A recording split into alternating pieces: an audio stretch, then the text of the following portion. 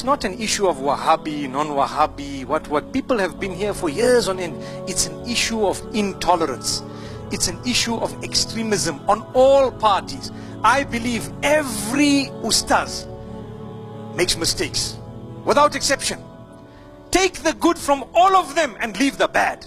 When someone preaches hatred against another, discount it, and if you have the opportunity, go to them and tell them, please, don't talk about other people. I want to ask you a question, and I'm going to stand for this. You know who I am, right? I'm a brother of yours in faith. Have you ever heard me talk bad about another person? MashaAllah. MashaAllah. The innocent have borne witness. Do you agree? Why? I have so much of goodness to share with the world that I don't have time to worry about others. Come on, come on. Those who talk about others don't have something to present themselves. I am busy doing my work.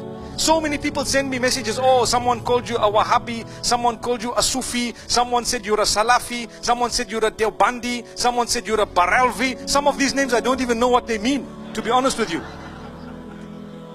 I was waiting for the day they said someone called you a chocolate man, because that's true, you know. But all these names, for me, I say, hey, look, I know what I am. I'm a Muslim, and I'm trying to spread a good message amongst all groups. Let me carry on doing my work. The minute I turn to fight them, I become a fighter. I cause a bigger problem.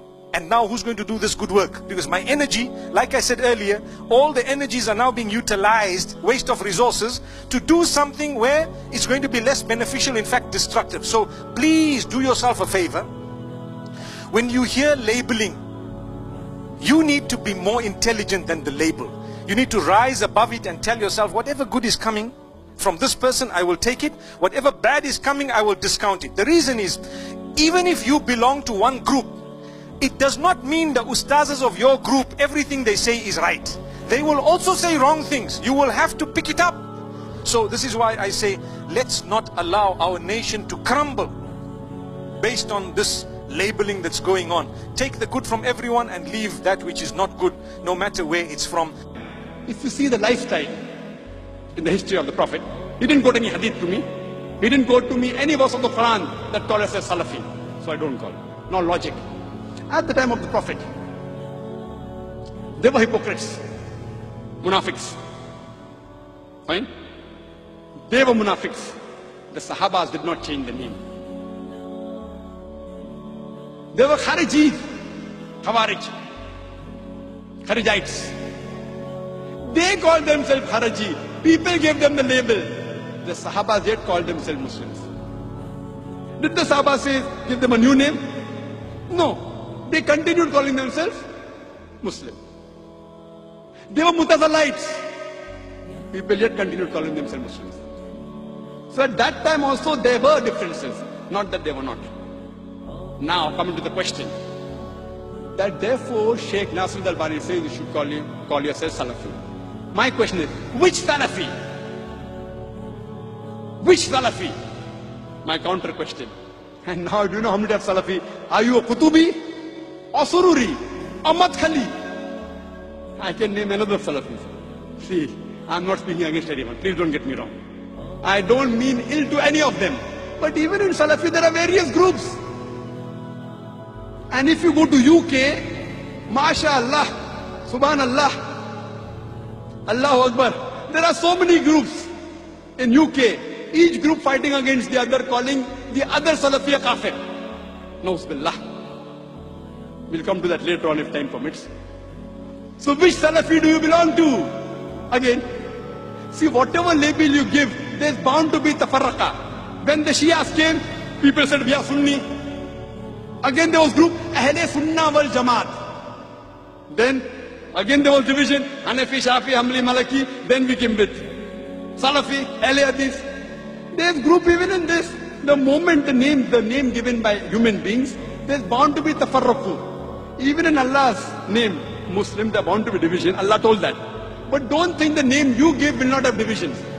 Don't you think Allah did not know? Allah knew there are going to be divisions in the Muslim Ummah. He told in the Quran. The Prophet predicted. Yet the Prophet didn't say, call yourself Ahle Hadith, call yourself Salafi. Which Salafi? So maybe during the early times of Sheikh Nasruddin Albani, there weren't groups in the Salafi, now there are groups.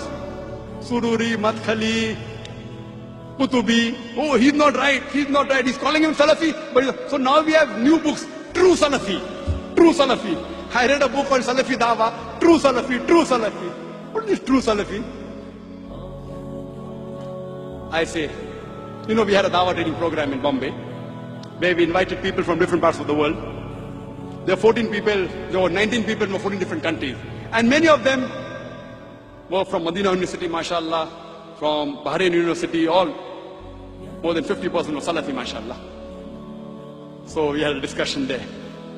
So then I asked the question, Salafi shortcut, short name. Instead of saying, I believe in Quran and Hadith according to the way of Salaf Salihin, shortcut Salafi. So I asked him, the Salaf Salihin is better or Muhammad Sallallahu Alaihi Wasallam is superior? Who's better? So they told me, Muhammad Sallallahu Alaihi Wasallam. So why not call yourself Muhammadi? Right or wrong? In India, who calls themselves Muhammadi? You know? Do you know? Do we agree with them? No. Who calls themselves Muhammad in India? Who is superior? Muhammad Sallallahu Alaihi Wasallam, Allah. Allah. So one who submits his will to Allah is called a Muslim. Fine. So here we realize that if you want to give a label, instead of Salafi, Muhammad is better. Instead of Muhammad is Muslim. Therefore I say, Atiullah, Atiullah. Therefore for label, I prefer calling myself Muslim. That's it. First a Muslim, last a Muslim.